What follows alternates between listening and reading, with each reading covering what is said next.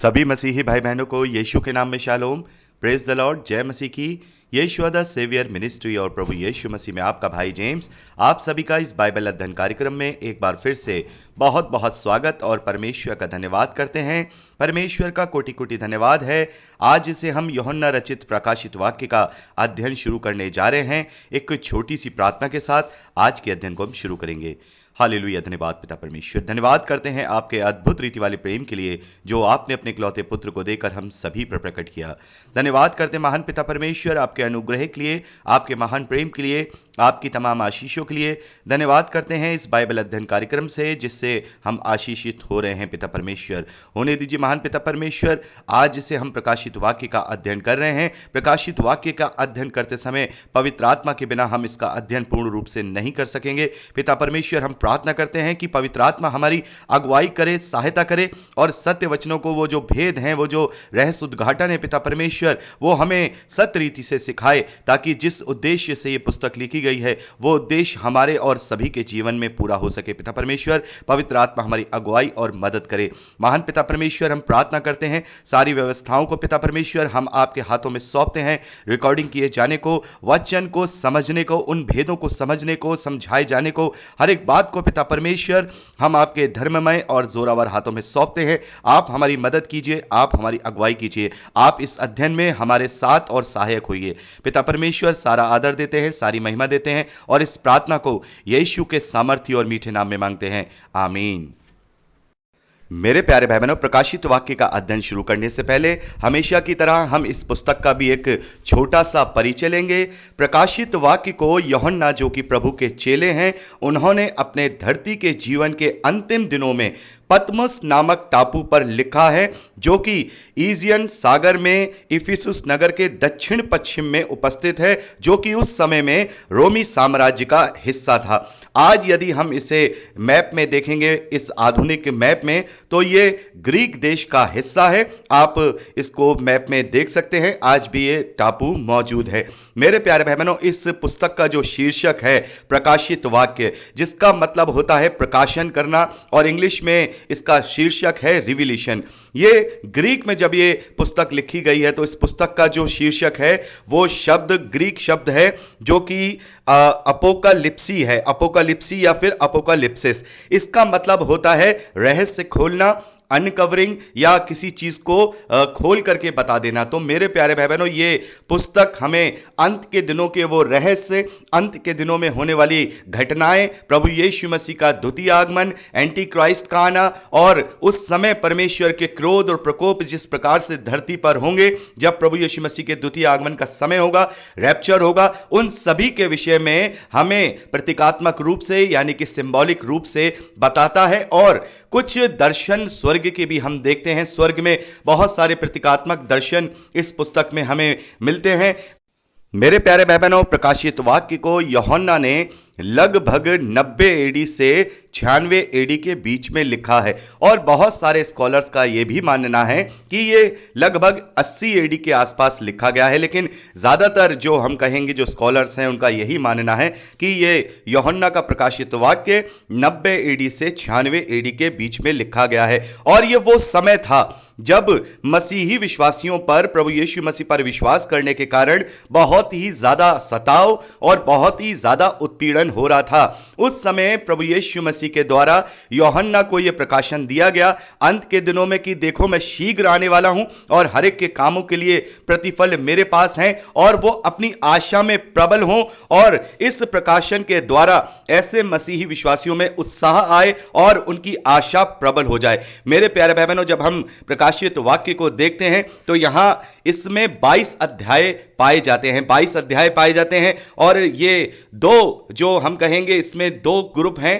पहला ग्रुप जो 7 कलीसियाएं हैं उनके विषय में पहले, दूसरे और तीसरे अध्याय के अंदर जो उनके लिए संदेश हैं वो प्रभु यीशु मसीह के द्वारा दिए गए हैं। जो समस्त कलीसिया या हम कहें समस्त जो मसीही विश्वासी हैं जो अलग अलग तरीके से प्रभु में विश्वास करते हैं, उनके लिए ये प्रभु यीशु मसीह ने ये 7 प्रकार के संदेश दिए हैं। हम इन्हें देखते हैं, इन्हें दूसरे अध्याय और तीसरे अध्याय में हम देखते हैं, और बाकी चौथे अध्याय से लेकर 22वें अध्याय तक हम क्रम अनुसार अंत में होने वाली घटनाओं के विषय में देखते हैं। हम चौथे अध्याय से लेकर के 8वें अध्याय तक जो 7 मोहरें हैं, परमेश्वर का स्वर्ग में सिंहासन और प्रभु यीशु मसीह जो कि वध किया हुआ मेमना है वहां पर दिखाया गया है, और वो इस योग्य था कि वो 7 मोहरों को खोलने के योग्य था, उस पुस्तक को खोलने के योग्य था, और वहां पर उसके द्वारा वो मोहरें खोली जाती हैं। और ये मोहरें खोले जाना जो कि 7 मोहरें हैं,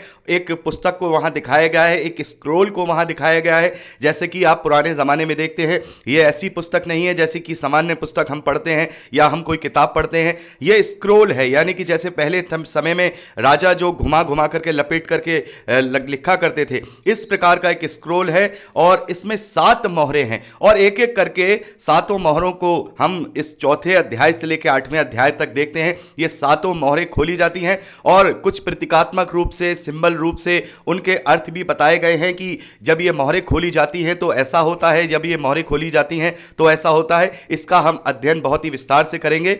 तो ये अंत के दिनों में जब अंत का काउंटडाउन शुरू होगा, तब प्रभु यीशु मसीह के द्वारा ये मोहरें खोली जाएंगी। और जैसा कि हम आकलन कर चुके हैं कि इसमें से कम पहली मोहर खोली जा चुकी है। पहली मोहर को खोले जाने का समय अंत के दिनों में आज चल रहा है, और हम इसमें जी रहे हैं। तो ये 8वें अध्याय तक हम देखते हैं, और 8वें अध्याय से 11वें अध्याय तक, 8वें अध्याय से लेकर 11वें अध्याय तक हम 7 तुरहियों के विषय में देखते हैं। ये परमेश्वर की 7 तुरही है। तुरही के विषय में हम देखते हैं ये बजाई जाएंगी, और उन्हीं के साथ परमेश्वर के कुछ चिन्ह फिजिकल रूप से इस धरती पर उसके क्रोध के रूप में इस धरती पर दिए जाएंगे। और उसके बाद हम देखते हैं 12वें और 13वें अध्याय में अजगर और 2 पशुओं के विषय में बताया गया है। 12वें अध्याय में हम देखते हैं प्रभु यीशु मसीह के इस धरती पर आने, और प्रभु यीशु मसीह के पुनरुत्थान तक, और कलीसियाओं के निर्माण तक, और कलीसियाओं के निर्माण के बाद प्रभु यीशु मसीह के द्वितीय आगमन तक, यानी कि उस मसीह विरोधी के आने तक का वर्णन हम 12वें और 13वें अध्याय में पढ़ते हैं। एंटी क्राइस्ट का हम वहां पर अध्ययन करते हैं, वहां उसे पढ़ते हैं, और खास तौर पे हम पढ़ते हैं शुरुआत से, जो जबकि प्रभु यीशु मसीह का जो इंतजार किया जा रहा है, जो इजरायली लोग हैं, 12वें अध्याय से हम देखते हैं शुरुआत से लेकर मसीह विरोधी के आने तक की पूरी व्याख्या वहां 12वें और 13वें अध्याय में हम पाते हैं। और 14वें और 15वें अध्याय में हम देखते हैं कि जो अंतिम तुरही फूकी जाएगी, उसके बाद कुछ ऐसी घटनाएं होंगी उस अंतिम तुरही को फूके जाने पर, और हम 12वें और 13वें अध्याय को भी इसी घटनाओं में हम मिला करके देखते हैं, क्योंकि 7वीं जब तुरही फूकी जाएगी तभी ये सारी घटनाएं होंगी, जैसे कि 2 गवाहों का आना है, और जैसे मंदिर का तीसरा निर्माण कार्य शुरू होना है, या फिर जो मसीह विरोधी है उसका आना है, और ट्रिब्यूलेशन टाइम यानी महाक्लेश का समय। ये महाक्लेश का समय भी हम 12, 13, 14 और 15 इन अध्यायों में पढ़ते हैं। ये 7 सालों का महाक्लेश का समय होगा, जो कि हम दानिएल नबी की पुस्तक 9वें अध्याय में पढ़ते हैं। जब हम इनका अध्ययन करेंगे तो बहुत ही अच्छी तरीके से मैं आपको वहां समझाऊंगा कि वहां पर कैसे कैसे 7वीं तुरही को खोलने के साथ ही जो अंतिम काउंटडाउन है, यानी कि प्रभु यीशु मसीह का आगमन और रैप्चर, ये सभी तभी कर दिए जाएंगे। 7वीं तुरही फूकते ही वो सारे कार्य हो जाएंगे, और एंटी क्राइस्ट का भी जो साम्राज्य है उसका पतन हो जाएगा। ये सारी चीजें हम 15वें अध्याय 8वें वचन तक देखते हैं। और 16वें अध्याय से हम देखते हैं, 16वें अध्याय में हम परमेश्वर के जो अंतिम प्रकोप के कटोरे हैं, 7 प्रकोप के कटोरे हैं, यह वो समय होगा जब मसीह विश्वासियों का रैप्चर हो चुका होगा, प्रभु यीशु मसीह उन्हें अपने 7 बादलों में उठा के ले जाएंगे। वो समय होगा कि परमेश्वर का क्रोध और परमेश्वर का प्रकोप उन 7 कटोरों के रूप में यहां पर दर्शाया गया है, और उसमें हम बेबीलोन का विनाश, यानी कि जो मसीह विरोधी है उसका विनाश देखेंगे, उस पशु का यानी उस एंटी क्राइस्ट का, उस झूठे भविष्यवक्ता का जो एंटी क्राइस्ट है, और उन लोगों का जिन्होंने मसीह विरोधी को खड़ा किया था, और शैतान की पराजय को हम इस 17वें अध्याय से लेकर 20वें अध्याय तक देखेंगे। यानी कि 16वें अध्याय से लेकर 20वें अध्याय तक हम परमेश्वर के प्रकोप के कटोरे, बेबीलोन का विनाश और झूठे भविष्यवक्ता और शैतान की पराजय को देखेंगे। और 20वें अध्याय में हम 20वें अध्याय में हम देखते हैं जो अंतिम न्याय की प्रक्रिया होगी, जो अंतिम न्याय की प्रक्रिया होगी उसके विषय में हम पढ़ते हैं। और उस न्याय की प्रक्रिया के बाद हम देखते हैं कि शैतान को हराया जाना है और 1000 साल के राज के बाद ये जो अंतिम न्याय की प्रक्रिया है ये 20वें अध्याय में देखते हैं। और 21वें अध्याय से लेकर के 22वें अध्याय 5वें वचन तक हम नया आकाश, नई पृथ्वी और नया यरूशलेम के विषय में वहां पर पढ़ते हैं। यानी कि ये सारी धरती, ये सारा आकाश, ये सारी सृष्टि, पुराना जो है ये सब नष्ट हो जाएगा और नया आकाश और नई पृथ्वी उन विश्वासियों के लिए या उन प्रभु के लोगों के लिए दिया जाएगा जो उसमें हमेशा हमेशा परमेश्वर की सहभागिता में, यानी परमेश्वर का डेरा उनके बीच में होगा, उनके साथ वो रहेंगे। ये सारी चीजें हम 21वें अध्याय पहले वचन से लेकर 22वें अध्याय 5वें वचन तक पढ़ते हैं। और 22वें अध्याय 6ठे वचन से लेकर 21वें वचन तक यूहन्ना ने इस पुस्तक के विषय में सावधान किया है कि इस पुस्तक की जो विषय वस्तु है उसमें कोई भी छेड़छाड़ ना करे, कोई भी एक बिंदु इसमें ना घटाए, ना इसमें बढ़ाए, ना ही कोई मानवीय बुद्धि इसमें लगाए, बल्कि इसको सही रीति से समझकर अपने जीवन में लागू करके अपनी उस आशा को प्रबल करें जो प्रभु यीशु मसीह के द्वितीय आगमन की और रैप्चर की है। तो मेरे प्यारे भाई बहनों, एक हमने यहां पर प्रकाशित वाक्य का एक परिचय लिया, हमने जाना कैसे कैसे किन किन अध्यायों में क्या क्या पाया जाता है। तो अब समय है कि हम प्रकाशित वाक्य का अध्ययन शुरू। यहां पहले वचन से लेकर 3रे वचन तक लिखा है, यीशु मसीह का प्रकाशित वाक्य जो उसे परमेश्वर ने इसलिए दिया कि अपने दासों को वे बातें जिनका शीघ्र होना अवश्य है दिखाए, और उसने अपने स्वर्गदूत को भेजकर उसके द्वारा अपने दास यूहन्ना को बताया, जिसने परमेश्वर के वचन और प्रभु यीशु मसीह की गवाही अर्थात जो कुछ उसने देखा था उसकी गवाही दी। धन्य है वे जो इस भविष्यवाणी के वचन को पढ़ता है और जो सुनते हैं और इसमें लिखी हुई बातों को मानते हैं, क्योंकि समय निकट है। मेरे प्यारे भाई बहनों, यहां पर लिखा है यीशु मसीह का प्रकाशित वाक्य। यह प्रकाशित वाक्य यूहन्ना ने तो लिखा है, लेकिन यह प्रकाशन यीशु मसीह का है। यीशु मसीह ने अपने दासी यूहन्ना को यह प्रकाशन दिया है। तो यह यूहन्ना का प्रकाशित वाक्य नहीं है, बल्कि यह प्रभु यीशु मसीह का रहस्य उद्घाटन है। यह प्रभु यीशु मसीह का प्रकाशित वाक्य है। और यहां आगे लिखा है कि यह बातें उसने इसलिए दी ताकि वो अपने दासों को, यानी कि जो यूहन्ना है और यूहन्ना के द्वारा हम सभी को वो बातें जिनका शीघ्र होना आवश्यक है दिखाए। और उसने अपने स्वर्गदूत को भेजकर यूहन्ना को वो सारी बातें बताई। यानी कि यूहन्ना ने ये जो प्रकाशित वाक्य लिखा है ये अपने मन से या अपने आप से नहीं लिखा है, बल्कि जो जो उसने देखा है। आगे लिखा है कि वचन और यीशु मसीह की गवाही अर्थात जो कुछ उसने देखा था उसकी गवाही दी है। यानी कि जो दर्शन उसको दिखाया गया, जो जो दर्शन यूहन्ना को दिखाया गया, जो जो बातें यूहन्ना से की गई कि ये लिखो, यूहन्ना ने वो लिखी हैं। और कुछ बातें ऐसी भी हैं, हम 10वें अध्याय में पढ़ेंगे, कुछ बातें ऐसी भी हैं जो यूहन्ना ने वहां पर देखी हैं और उनको लिखने के लिए मना भी किया गया है।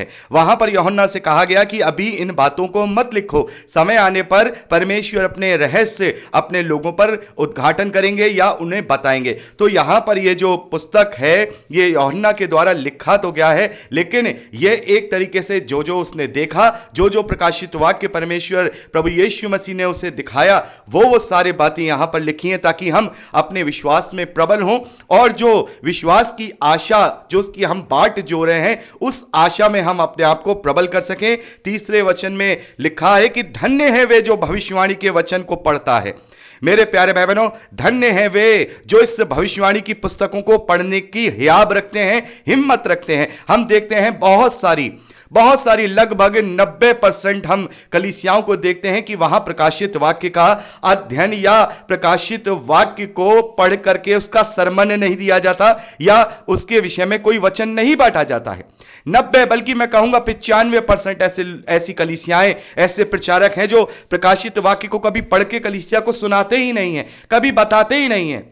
बल्कि यहां पर लिखा है कि धन्य है वे जो इस भविष्यवाणी के वचन को पढ़ता है। क्योंकि मेरे प्यारे भाई बहनों, ये बहुत बड़ा एक चेतावनी वाला, एक सावधान करने वाला जिसे हम कहेंगे पुस्तक है।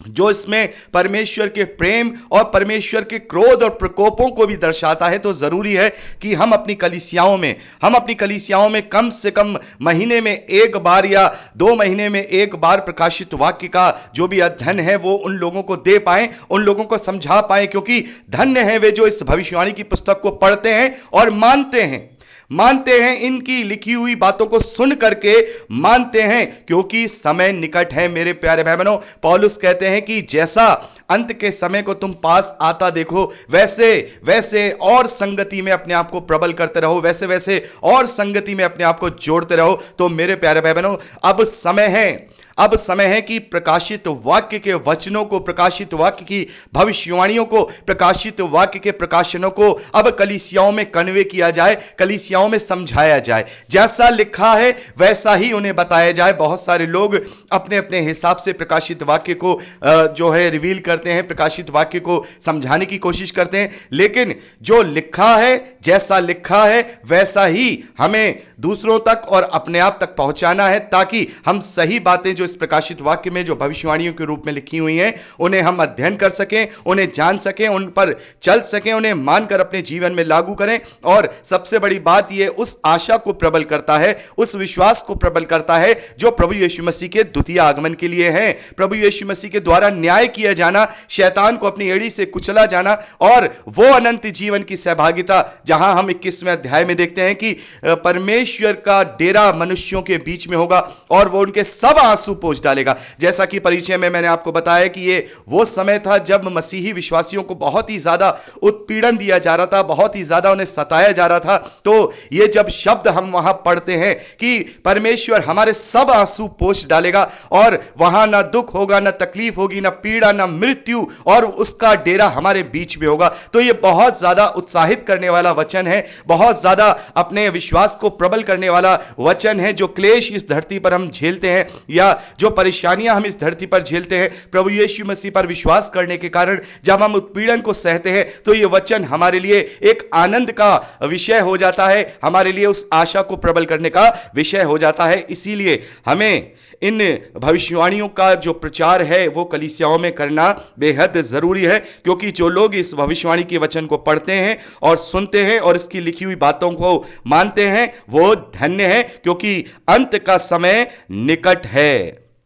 आगे 4 वचन से लेकर 8वें वचन तक हम देखते हैं कि यहां यूहन्ना एशिया की 7 कलीसियाओं के नाम जो संदेश यहां दिए गए हैं उनका अभिवादन लिखते हैं और प्रभु यीशु मसीह की महिमा का वर्णन करते हैं।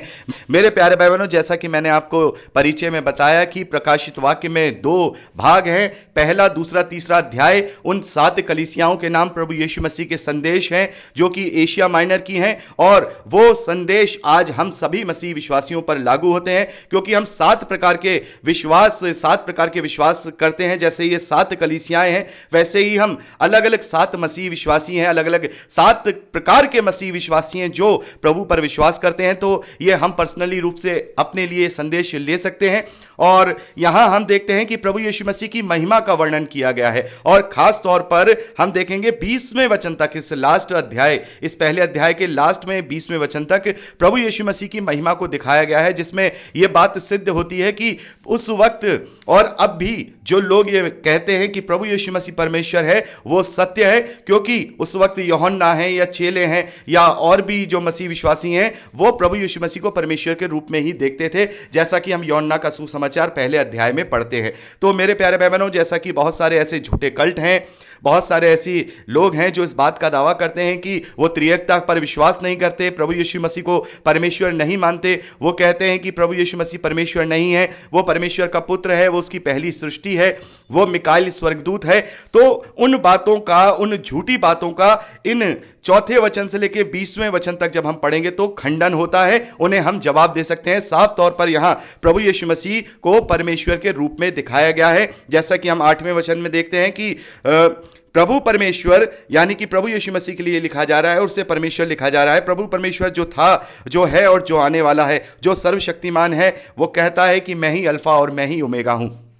तो इन वचनों से हम इस बात को साबित कर सकते हैं, उनके इस झूठी बात को खंडन कर सकते हैं। और दूसरी चीज, अभी हम यहां पर 2 और तीसरे अध्याय में 7 कलीसियाओं को जो संदेश दिए गए हैं वो पढ़ेंगे। तो ये 7 कलीसियाएं कौन हैं?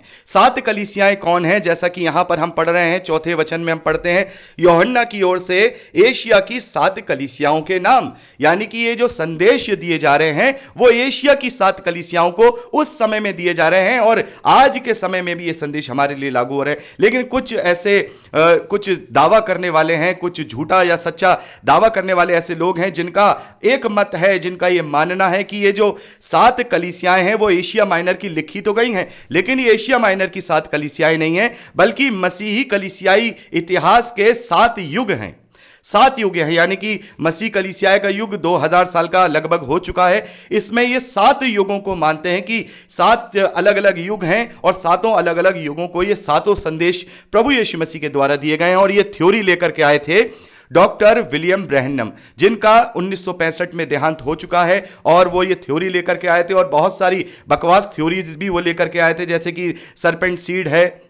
जैसा मैं आपको बता चुका हूं कि शैतान ने हव्वा के साथ व्यभिचार किया, और उससे केन के रूप में एक संतान उत्पन्न हुई, और वो शैतान की संतान है। और आदम के साथ जब हव्वा ने मिलन किया तो हाबिल उत्पन्न हुआ। इस प्रकार की वाहियात थ्योरीज भी जो ये ब्रैनम है ये लेकर के आए थे, और उन्होंने ये भी क्लेम किया कि मैं एलिया हूं, अंत के दिनों में जो आने वाला एलिया है। उन्होंने इस बात का भी दावा किया कि मैं एलिया हूं। बहरहाल वो 1965 में इस दुनिया से जा चुके हैं, तो उनके सारे दावे झूठे साबित हुए, और उनकी ये थ्योरी भी कि ये 7 युगों को दर्शाती हैं, 7 अलग अलग युगों को। और जो यहां 7 दूत इस कलीसिया के दिखाए जाते हैं, आगे हम पढ़ेंगे दूसरे अध्याय में कि कलीसियाओं के दूत वो अलग अलग समय के अलग अलग जो अगुए हैं उनको वो रिप्रेजेंट करते हैं। उन्होंने अपने हिसाब से बहुत सारे अगुओं के वहां नाम लिखे हैं कि पहले युग का ये अगुआ है, दूसरे युग का ये दूत है, तीसरे युग का, और 7वें और अंतिम युग का उन्होंने अपने आप को बताया कि मैं वो दूत हूं, अंतिम दूत हूं इस 7वें युग का। लेकिन जब हम इसे अच्छे से पढ़ते हैं, और दुनिया भर के जो स्कॉलर्स हैं, जो बाइबल बेस्ड स्कॉलर्स हैं, जो कल्ट या किसी डिनोमिनेशन से संबंध नहीं रखते हैं, उन सभी का मानना यह है कि ये जो 7 कलीसियाएं हैं, ये 7 प्रकार के अलग अलग कलीसियाएं जिनके विश्वास प्रभु यीशु मसीह में है। किसी का किसी प्रकार का विश्वास है, कोई किसी प्रकार का विरोध कर रहा है, कोई किसी प्रकार का। तो कुछ कमियां ऐसी हैं हम मसीह विश्वासियों में, वो सारी वो उन 7 कलीसियाओं में पाई जा रही थी। उस वक्त एशिया माइनर की जो 7 कलीसियाएं हैं उनको प्रभु यीशु मसीह ने संदेश दिए हैं, ताकि इस प्रकार से जो 7 कमियां मसीह विश्वासियों में अगर पाई जाएं तो वो उन्हें अपने आप से दुरुस्त करें, अपने आप को उनसे जांच करके परमेश्वर के ग्रहण योग्य बने। आगे चल के हम इन 7 कलीसियाओं के जो संदेश हैं उनका अध्ययन हम विस्तार पूर्वक करेंगे, तब आप और भी अच्छे से समझने पाएंगे। और इस थ्योरी के विषय में आपका भी अगर आपने कहीं सुना होगा या आपने कहीं किसी ने आपसे कहा होगा तो आप अच्छे से समझ जाएंगे। ये कोई 7 युग नहीं है, क्योंकि अगर ये 7 युग होते तो यहां हम कहते हैं ये पुस्तक का नाम क्या दिया गया? इस पुस्तक का नाम दिया गया प्रकाशित वाक्य, रिवीलेशन। और हमने ग्रीक भाषा में देखा अपोकलिप्सी, यानी जिसका मतलब होता है रहस्य उद्घाटन। तो यह रहस्य उद्घाटन किया जा रहा है। तो यहां साफ तौर पर प्रभु यीशु मसीह इस विषय में कह देते कि नहीं, ये 7 युग हैं, और 7 युगों के 7 दूतों को यह लिखा गया है। और जब यह संदेश पहले ही लिखा जा चुका है, मेरे प्यारे भाई बहनों, इस थ्योरी में एक कमी और है। यदि यह संदेश पहले ही लिखा जा चुका है, 2000 साल पहले ही प्रभु यीशु मसीह के द्वारा यह प्रकाशन दे दिया गया है, तो फिर वो 7 अलग अलग युगों में जो वो कहते हैं, डॉक्टर ब्रैनम और बहुत सारे ऐसे लोग भी हैं जो कहते हैं कि अलग अलग दूत हैं, तो फिर वो कौन सा संदेश लेके आएंगे? अगर ये अलग अलग दूतों को यहां दर्शाया जा रहा है तो उनका संदेश तो पहले ही लिखा जा चुका है। तो जब उनका संदेश पहले लिखा जा चुका है तो फिर अब वो कौन सा नया संदेश लेकर के आएंगे? तो ये भी अपने आप में एक सवाल उत्पन्न होता है। तो यहां अभी हमने चौथे वचन में पढ़ा, यूहन्ना की ओर से एशिया की 7 कलीसियाओं के नाम, एशिया माइनर की 7 कलीसियाएं। जैसा कि हम जानते हैं एशिया माइनर में पौलुस ने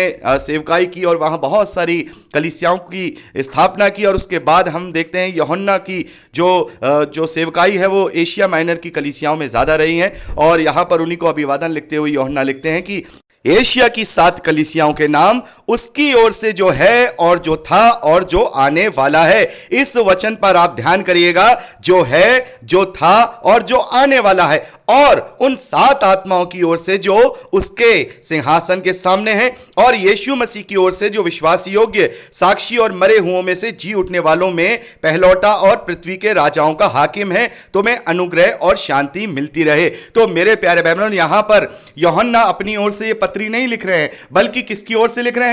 यहां तीन हमें चीजें दिखाई देती हैं। 3 जो लिखने वाले हैं वो दिखाई देते हैं, जो है, जो था और जो आने वाला है। पहला, दूसरा उन 7 आत्माओं की ओर से जो सिंहासन के सामने है, और तीसरा यीशु मसीह जो विश्वासी योग्य साक्षी है। तो ये तीनों बातें अपने आप में त्रिएकता को दर्शाती हैं। मेरे प्यारे बहनों, यहां पर ये त्रिएकता को दर्शाती हैं, जो है और जो आने, और जो था और जो आने वाला है। यानी कि ये वचन भी त्रिएकता को दर्शाता है। कौन है? प्रभु यीशु मसीह, परमेश्वर का वचन हमेशा से था, और जो अभी है वो पवित्र आत्मा है जो उनके बीच में है, और जो आने वाला है यानी कि प्रभु यीशु मसीह है। यानी कि परमेश्वर की त्रिएकता के 3 रूप यहां पर इस वचन से प्रूफ होते हैं कि जो है यहोवा, यानी कि ये जो पहला कैरेक्टर है कि जो है, जो था, जो आने वाला है, ये परमेश्वर को इंडिकेट करता है, पिता को इंडिकेट करता है। और उन 7 आत्माओं की ओर से जो सिंहासन के सामने है, जब हम 4था अध्याय अध्ययन करेंगे तो वहां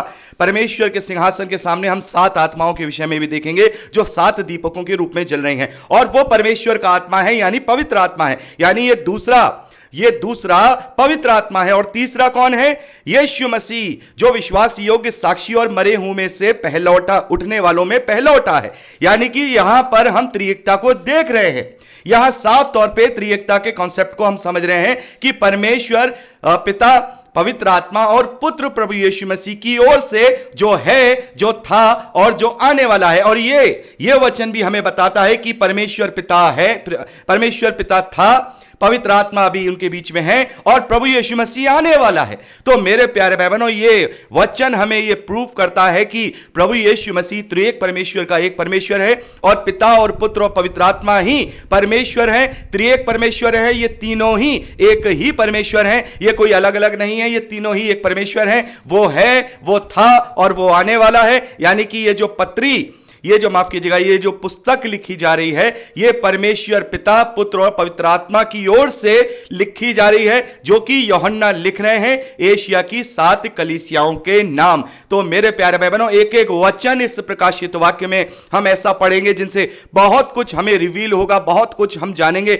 और केवल इस वचन को पढ़ के, 4थे और 5वें वचन को पढ़ के ही हम इस बात पर पक्के तौर पर इस नतीजे पर पहुंचते हैं कि त्रिएक परमेश्वर के विषय में यहां पर यूहन्ना वर्णन कर रहे हैं कि जो है, जो था, जो आने वाला है, उसकी ओर से, और जो 7 आत्माएं यानी कि पवित्र आत्माएं सिंहासन के सामने है, उसकी ओर से, और जो देहधारी हुआ वचन यीशु मसीह, उसकी ओर से, यानी कि त्रिएक परमेश्वर को यहां पर हम इन वचनों से प्रूव करते हैं। तो यहां हमने 5वें वचन तक का अध्ययन किया, और अगली रिकॉर्डिंग में हम 6ठे वचन से आगे का अध्ययन करेंगे। प्रभु आपको आशीष दे।